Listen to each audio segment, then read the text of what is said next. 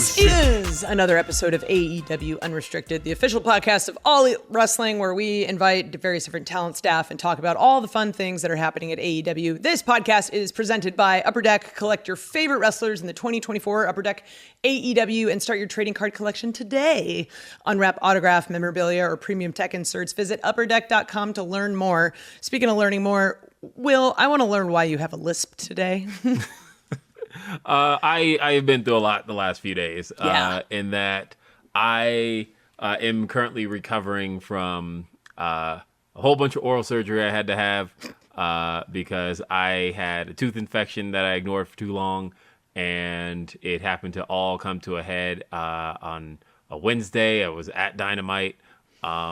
And you know what's funny is having a toothache and having, like, I was like in pain all day. And everybody kept jokingly going, "Oh, you know who you should talk to? Dr. Britt Baker." And I was like, yeah, okay. And then finally it like got so bad that I'm like, I think I actually have to go see Britt. Yeah. And like, I literally like ran into makeup, like as she's getting ready for TV. And I'm like, "Hey, I hate to bother you right now. I hate to like do this at work, but like I'm having a really bad tooth problem and it's like a real thing." And she was like, "Yeah, that thing looks like it's about to like abscess. You've got a problem here." And I'm like, "Oh, crap." And like the next day, it was the Dynamite Collision back to back. I came to work the next day at Collision and my face is like doubled in size. Like it had completely swollen. So I text Will that Thursday because I was not at work, and I'm bugging him about things he needs to do. Just being like, you know, the co-host, reminding him like, "Hey, I need you to talk to this person. And I just get a text back with his face.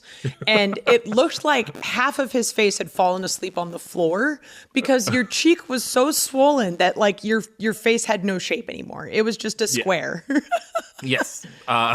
And they sent me home. So that was the thing, was I was like Tony looked at me and was like, "You got to go home." No, Tony offered me two things. It was one, it was either go home or like go have the surgery right now here in town. And I was like, I actually went in for the surgery. Whoa. And they had me ready to go. They had me, it was like they were about to put me to sleep and all of that. And then they said, they were like, "Yeah, you're going to be kind of out of it for like 2 days." And I went, "Oh, I'd rather have that at home." Like, I would rather, if I'm going to be out of it, if I'm going to be loopy, I'd rather just fly home.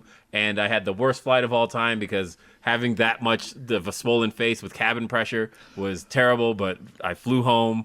The very next morning, I had the surgery. And I am...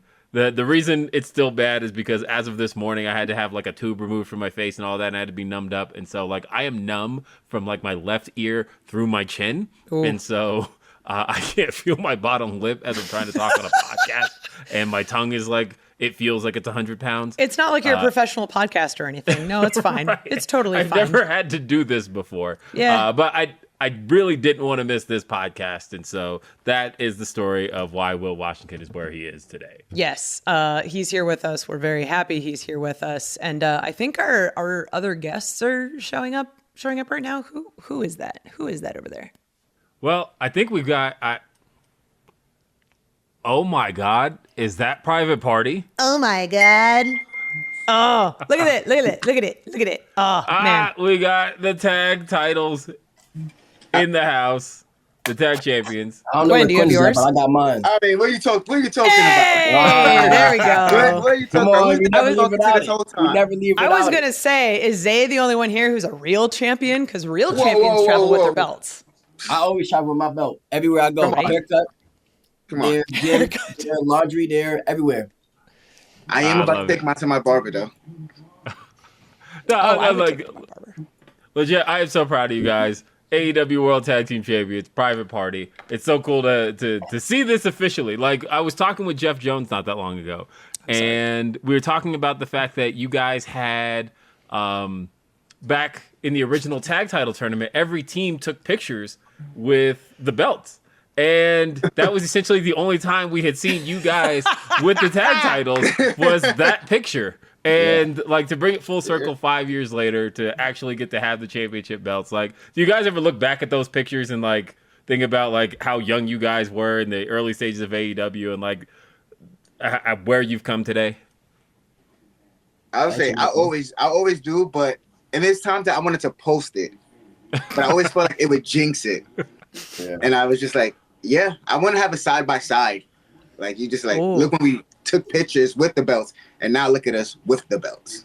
Ooh. Zay, what are your thoughts on that? I feel the same way. I feel like it's a long time coming, but hey, better late than never. Right? We made it. I want to cover Zay's face. But... Yeah. I also like that Quinn's been holding his title like a baby the whole time, like just rocking it gently. Tell me how you really feel about your title. I love it. This is my baby. It is your baby. You've worked hard for it. You've earned it. Yeah. This is super, super exciting. I'm going to start with Zay on this one just because it's been forever since we had you guys on the podcast. I think it was like early pandemic. But like, what has these last 5 years been like for Private Party? If you could like summarize it, because it's a lot. Like we saw you guys come in young. We saw you guys like right out of the gate beat the Young Bucks in one of the first few episodes of Dynamite, and then we had a whole pandemic, and now we're sitting here with tag champs. So what's been the story of Private Party? How has growing up been for you? Man, I would say the best way to describe that is like a roller coaster. You know, we started up high, then we came back low, went back up high, came back low, and fast forward to today, we're up high again. Hopefully we can stay there for a very, very long time. But yeah, it's been a very, very cool, intriguing experience. A very learning experience too. Like we learned a lot, like a whole lot about ourselves, about the business, about how things worked, and I feel like everything happens for a reason. And I can honestly sit here today and look back at our first year that we was here, and I'll be honest, I don't think we was ready to be tag team champions. We weren't ready, as much as I would like to, have been tag team champions the first year we was here, but we wasn't ready. And we needed a lot of grooming, a lot of experience, a lot of learning, and that we did. We learned through each year, each month, each day here at AEW, and we learned something different, which made us become the people who we are today, aka your new AEW World Tag Team Champions. Quinn, what about you? Well, let me phrase the question a little bit differently for Sure. Quinn, because I do want to say that how, Quinn, would you describe the difference between Isaiah Cassidy and Mark Quinn versus Zay and Quinn? Ooh. That's better. I would say Zay and Quinn, number one, is smarter than Cassidy and Quinn, because of the simple fact that when we first came in, we was fresh off the indies. We didn't have TV knowledge. We didn't have anything. So it's just like we learned on the job. We learned what the hard cam was, because we came out there. It was like, yo, you got to face hard cam, and it's just like, you remember what's those a hard days? camera? Hard cam. What? No, we just want to work around. The camera find us, and it's like, no. From now that, and then we also had this little saying, stupid moves at stupid times. Oh yeah. And that is the definition of Isaiah Cassidy and Mark Quinn. Yeah. Yeah. I'm not saying I need you to elaborate on that one. I got one. Quinn doing a 450 splash to the top rope to the floor to Darby Allin for no reason. I think that was pretty stupid. It was Darby. That's the only way I think I could have beat him. Yeah. If I could put him on the floor, it would have worked. Man, I got a couple ones, but like it all came out one good moments. Like I remember, I wouldn't say it's stupid though, because I really enjoyed it, but it could have went really bad. But that time I did the swanton off of Matt Hardy's roof. That's one. That's one. It could have been really bad, but it can end up being a very, very good moment. So I don't regret it. No regrets. Oh, I do now. I do now. My body is actually it's better now because I haven't been in the ring as much. So I've been resting, but yeah, my body is suffering. I don't know. I don't. And I always ask Darby, I'm like, how are you doing this? He's not real. He's not a real human being. I know Darby's secret. I know his secret. Oh, are you willing to share it here? Yeah, absolutely. Are you going to expose him? Ice baths, and he does what's that thing? They put the needles. Dry needling. Dry needling. Yes, I did that before dude. too. And he does that a lot. So, dude, dry needling is where it's at. Like, yeah, I know. My God, I had it done before. It's actually really good. So on that topic of bodies and resting and healing and whatnot, Mark Quinn, you spent a lot of time on the sidelines during the last few years. What was that like, sort of watching Zay do his thing on TV, and what's it like coming back and being a tag team again? Okay, so it was scary, depressing. And you know what? I don't want to say it proud, because I hate when it's like, Isaiah made me proud, because it's like, at the end of the day, who am I, to be proud of him? So I was just like, I would say that's how I just feel, and then he's always just like, what? So I would say happy, because he didn't slow down, and also he kept me relevant still. So he didn't do the Kyle Fletcher. Jesus, buddy. Guys, or the Dante. He didn't do that to me. So, oh man, this whole episode is a diss track. I love it. Yeah, we're throwing out shots. No pun intended. All fun. That's the thing I want to ask about, actually, before we get into the big topic, because you and I, Zay, had the conversation leading up to it. You know me, I am a big believer in when something works, why mess with it, right?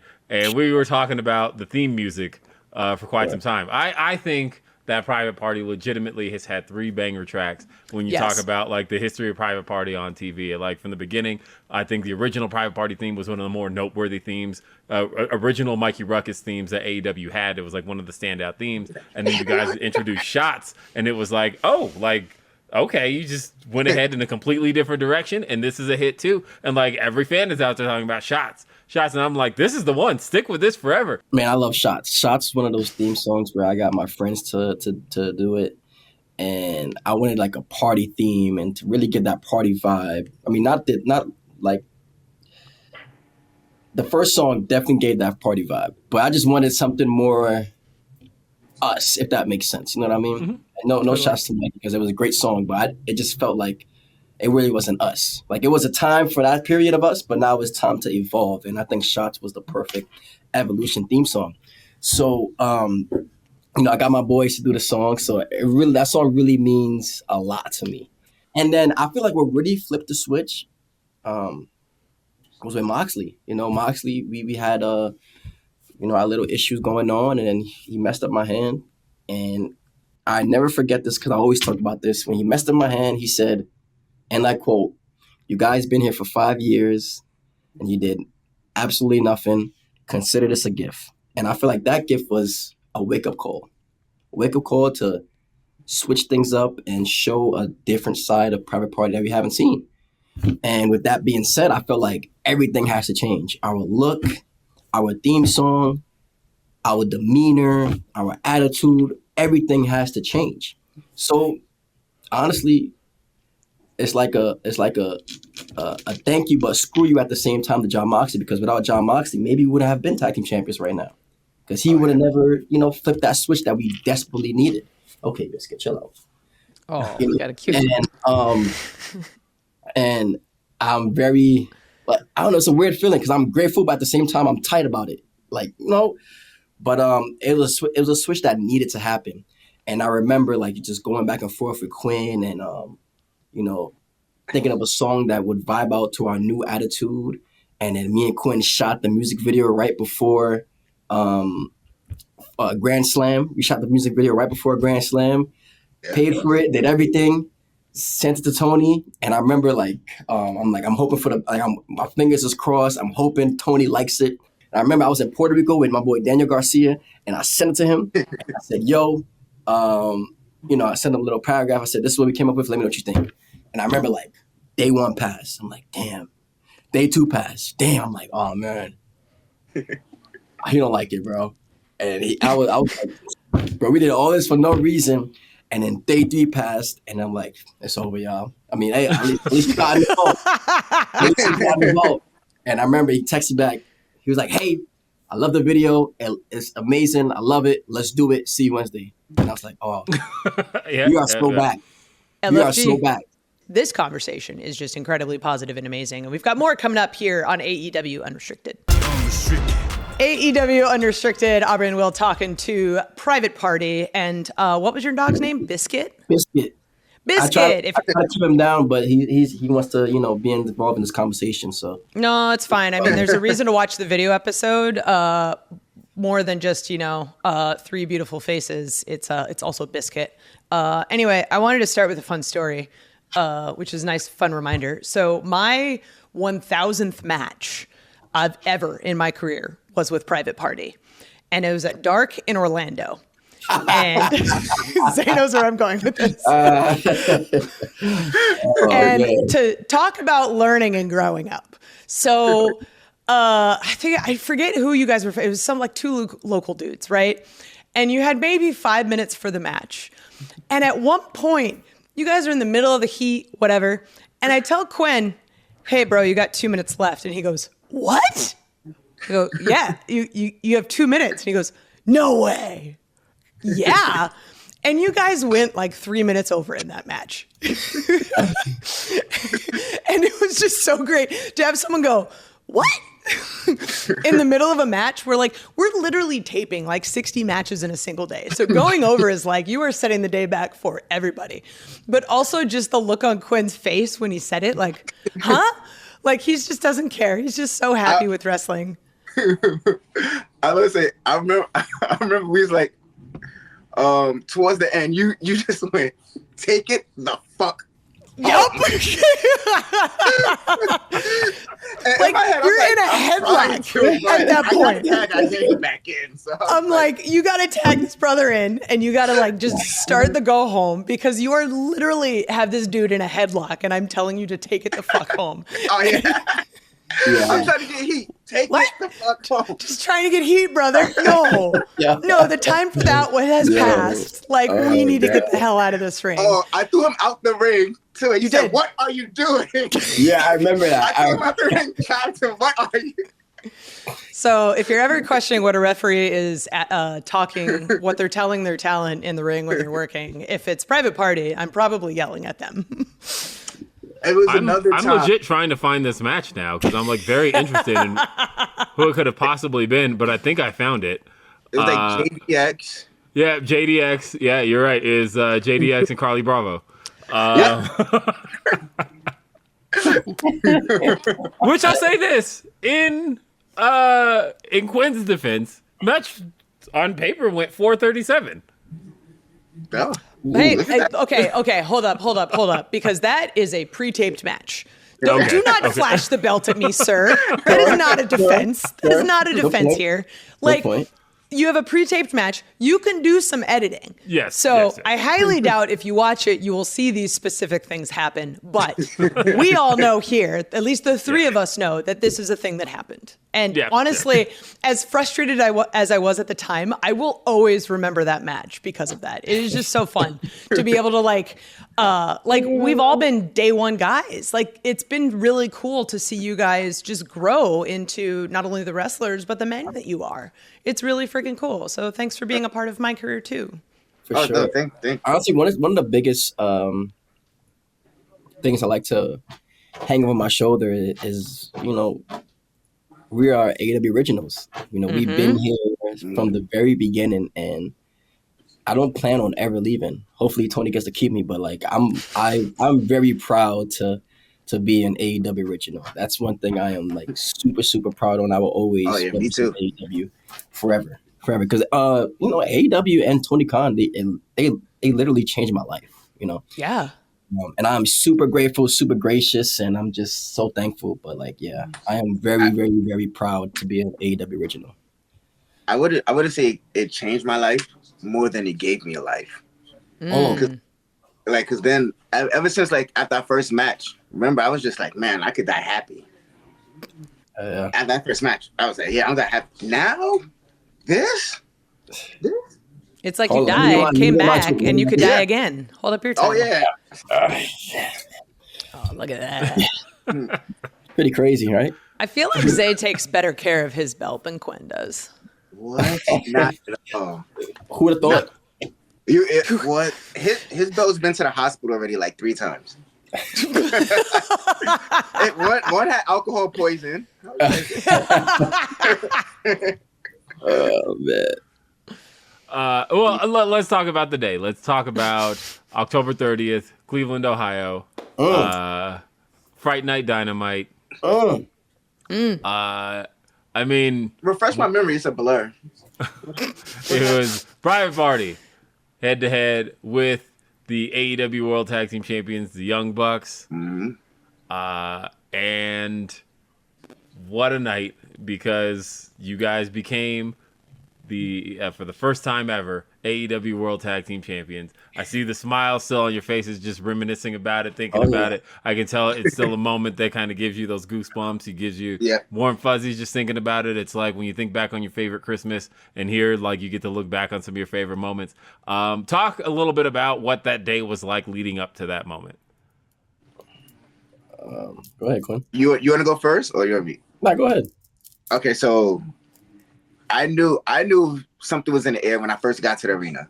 When I first got to the arena, they asked me to sign tickets, and I was just like, "Me? Wait, okay." So I was like, you know what? Maybe this is going to happen, because I was still on the fence. Like, okay, something's not right. Something's gonna happen. Like, last minute changes. So then after that, it was Jeff Jones who says, "I got a feeling your bag is gonna be a lot more heavier when you leave today." And he said, "I got something for you." And I'm just sitting there like, still biting my lip, not trying to sell, because I try to walk around not trying to sell anything. So I'm just like, okay, all right, cool. And then it happened when Zay pulled up, and I was just like, yo, I think this is real. This is real. So then that's when the goose pimples started coming through, and after that, we started, for me, it's just like mapping out. Because at this point, I'm just trying to keep it here. Because I don't want to go, oh my God, this is it. So I'm just like, yeah. But on the inside, oh my God, is that private pretty?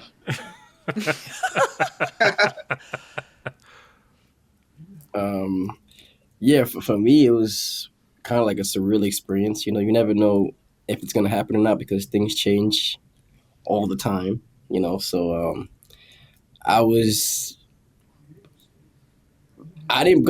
gonna believe it until the referee hit the 3 count, so it was a grateful moment. Like, I remember when the Bucks won the first when they won the championships back in, I believe, at 2020. Destiny, right? Was it Destiny? What's up? At the pay-per-view? Dynasty. Dynasty. Yeah, Dynasty. Yeah. Sorry, I thought we were talking about the first time they won. Yeah. Yeah, Dynasty. Will remembers that too. Yeah, when they won the belts, I'm like, I don't know how we're gonna do this, but we need to be the guys that take the belts from the Young Bucks. I don't know how, but we need to beat those guys. And in my head, I'm like, it would be like a full circle moment, knowing that we beat the Bucks the first year, 4 years ago, and fast forward this year, we beat them for the tag team championship. I feel like it's a full circle moment, and it's a great story to tell. So I'm like, man, I don't know how we're gonna get there, but it would be really, really cool if we beat the Bucks for those AEW championships. The guys who brought us into AEW, we dethroned them. The best tag team on the world right now, we dethroned them. It would do a lot for us, So I'm like, I don't know how you're gonna do it, but we gotta do it. I was gonna say, I got something. What's up? It's a little sidetrack, but I like to think of this year, like when it comes to Private Party, our motto was, we put it in the air, like we talk it to existence. Yes, manifestation. Everything. And speaking to existence, this year, which is crazy. Look how God works. This year, at the beginning of Dynamite, Mark and I returned to Prudential Center in Newark, New Jersey, and we said, New Year. That's why I wore the shirt. Yeah, this is what we New wore. Year, new champs. Fast forward all the way to November 23rd, we will be defending our AEW World Tag Team Champions at the same arena. We returned. Come on. Hello. Yeah. So a little behind the curtain. We're filming this before Full Gear, so I don't actually know what's going to happen. Look at this. Anyways, let me go back to my story. But what do we got? What do we got there, Quinn? What is Quinn showing off? Our first appearance at Full Gear. Oh yeah. What is this medal? Still got it. Oh, that's the medals, right? From because you guys came in. It was the everybody who had challenged in the tag tournament because it was you guys. Yeah. It was SCU and it was the Lucha Bros. Yep. First Full Gear. Okay. Yeah. It was like a. I don't want. It was like a little loser bracket between us and Dark Order. Yeah. And we beat them, and we got this to get to Full Gear. Hey, there you go. Yeah, so Full Gear is I'm gonna win. Special pay-per-view for us. This one's a lot better though. Hey, it's a little bit bigger, a little bit heavier. It's all good. Yeah, oh man, we got. It doesn't say third. It doesn't say third because it means first. Yeah, exactly. Because it means best. There you go. All right, we got to take a quick short break, and then when we come back, we're gonna see what Private Party thinks of other tag teams at AEW. Coming up here on AEW Unrestricted. AEW Unrestricted, Aubrey and Will talking to Private Party, who at this moment in time of recording are the AEW Tag Team Champions, 5 years in the making. Oh my God, just so proud of these guys and all that they've done. The ups and the downs, as I mentioned in the first segment about the roller coaster, just seeing what they've overcome and how they got here. It is a testament to hard work, consistency, and perseverance. And here on AEW Unrestricted, we are sponsored by Upper Deck. There we go. Turn my head around. And we have a fun little game planned. So we get these fun cards that Upper Deck sends us, and a lot of them feature tag teams. So where did Quinn go? Oh, I'm full of baby oil. So I love that you have baby oil all over your phone. Anyway, Upper Deck sends us these. Upper Deck sends us these fun little cards, and a lot of them are tag teams. And I'm going to hold up a card, and I want to hear your one-word opinion of each tag team. We will start with Quinn. Lasagna. This is the guns, by the way. Zay, what do you think? I would say ass because I know that. Valid. Every time they go out, then they call ass boys. So I think automatically think of ass. I just love that ass is a word that comes to someone's mind. It's perfect. All right. Well, whenever they come out, everybody calls them ass boys. So I can go next. You got one? You got one? Yeah, I got one for Zay. Are you ready? Yeah. Ready. All right. Not quite an active team, but a team that at one point undefeated in AEW, retired undefeated. Woo! Ooh. Sting and Darby. Ooh. Legends. Quinn, what about you? Unique. That's a good one. Yeah.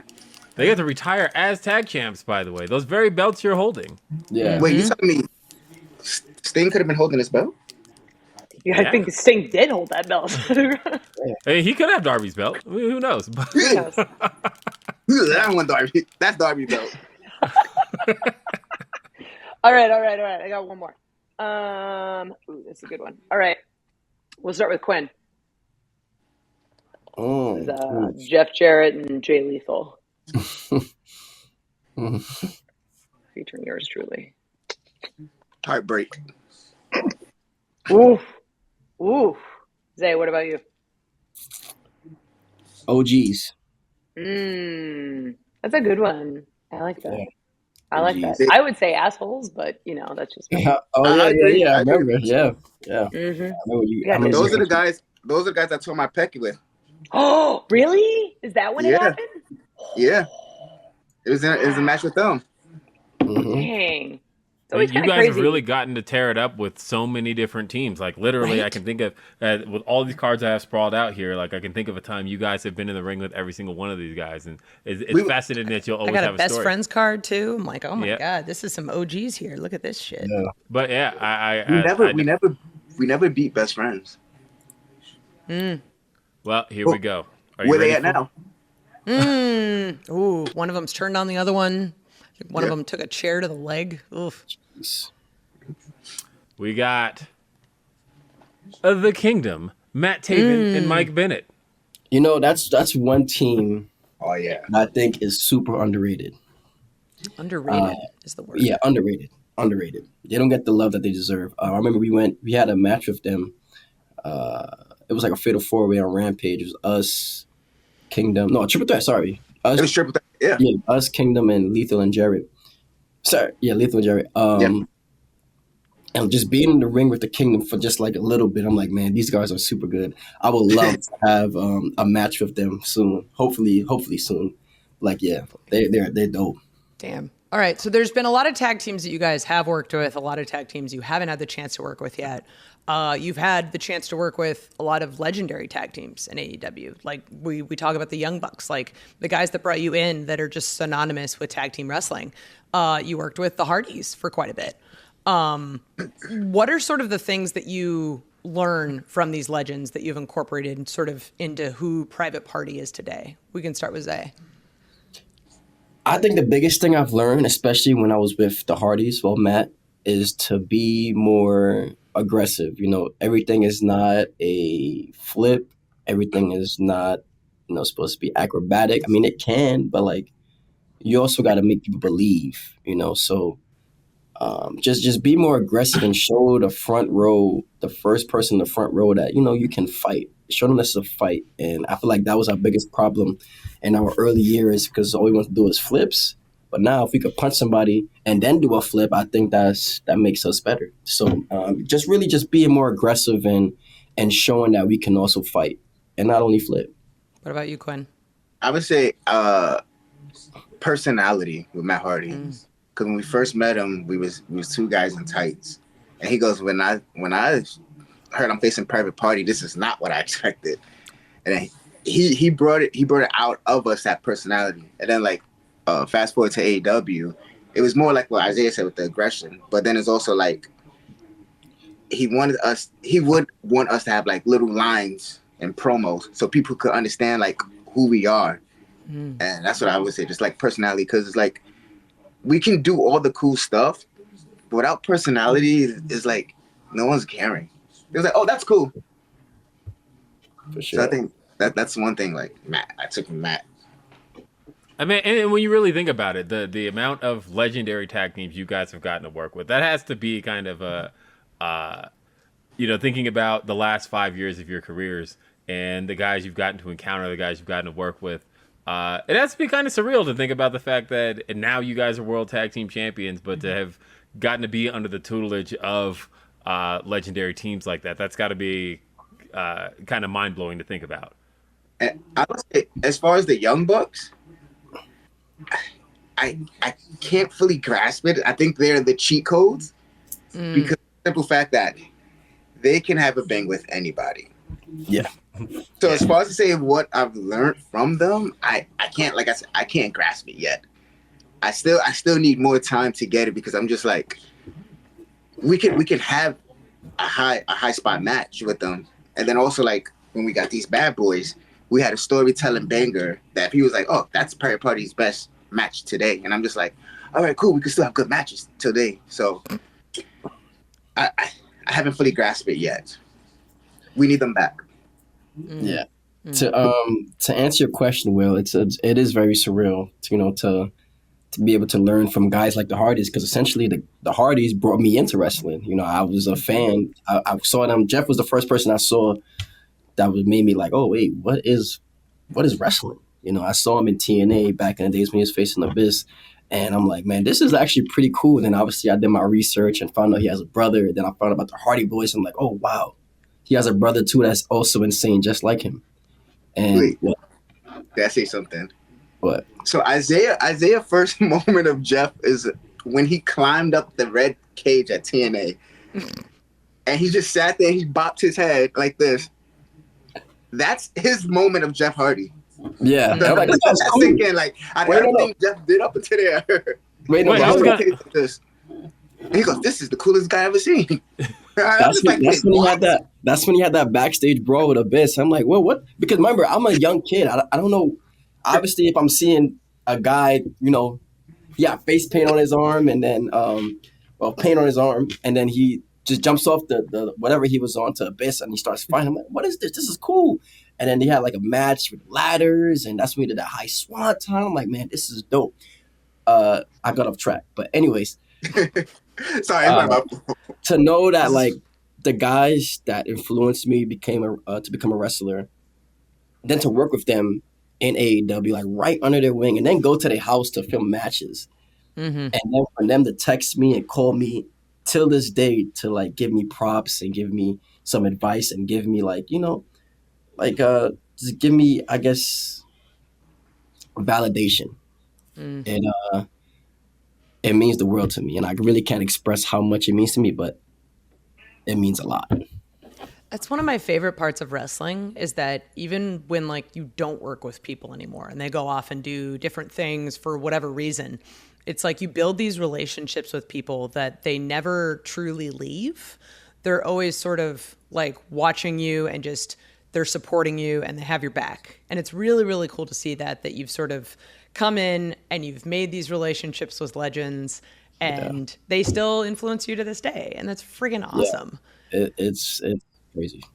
We've talked a lot about like how Private Party has changed over the last 5 years. And as we mentioned, like your day one AEW OGs, for you guys, what's it like from your perspective to see AEW's growth over the last 5 years? Gwen, we'll start with you. So far with AEW, if you ask me, I mean, what you did. I did. I feel like looking at the belts, the growth is right here. And to feel like AEW is going to be around forever. Like, I always had that thing in the head, like, how long is AEW really going to last? And then, the negativity online and all that other stuff happens. I'm just like, I'm grateful and I'm ready to help push AEW get to the next level. So I was going to say that's how I look at it. Say. To see how far we came, it's pretty astonishing knowing the fact we are about to do so many great things. Look at all the collabs we did. We got collabs with DC Comics. We've got Snoop Dogg coming. We've got Rick Ross came through. Just seeing where it was from the beginning to like all these different celebrities coming in, all these collabs, and we're going to San Diego Comic-Con and New York Comic-Con, and we're about to get some pretty exciting news that I can't release now, but it's in the air. But when got you a find new out, TV deal, like there's so much shit going on. Of course, TV deal, but we got something big coming. We got something big. I'm not gonna say what it is when you find out, but like just to see that growth from then to now, it's pretty amazing. To know that like I have a little bit to do with it, it's also pretty cool. And and like, listen, I'm a die about AEW for real, and I'm willing to do whatever it takes to push it, like Quinn said, push it even further and do my part to make sure that this is legit the best wrestling company in the world. It's freaking sweet, man. I feel like AEW has kind of become the company it has just because all of us who have been a part of it, who love it, are just constantly helping it grow and change into something beautiful each and every day. And I think all four of us here can definitely say that AEW has changed all of our lives for the better. So absolutely. I think we owe it to AEW to make sure it's the best thing going. You know what I mean? Like you said, it changed all our lives, and if we're not putting 110% into it, then we're doing a disservice. We should be all like on page and making this the best thing going out today and going forward for years to come. Hell yeah. I feel like that's the best way to end this podcast. That was just freaking sick, man. Man, I love it. Thank you so much to Zay and Quinn for joining us today on AEW Unrestricted. At the time, AEW Tag Team Champions. Finally, 5 years in the making. Forever. I mean, it's quite likely could be forever. I mean, you never know. Hopefully. You never know. Hopefully. Oh, yeah. Hopefully. Right? Yeah. Right? Probably. There you go. There you go. Sting and Darby did it. That's definitely doable. What definitely doable. You could follow Zay on X at Zay Cassidy and on Instagram, Isaiah Cassidy, Cassidy with a K.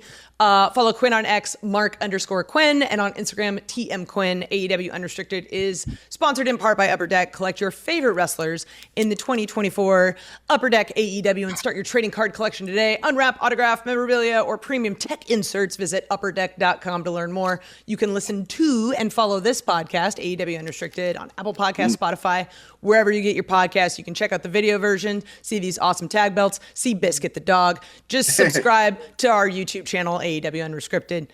Hit the button. Don't forget, Dynamite, TBS, Wednesdays, Rampage, TNT, Fridays, Collision, live Saturdays on TNT, ROH streams every Thursday in Honor Club. I am Aubrey Edwards along with Will Washington.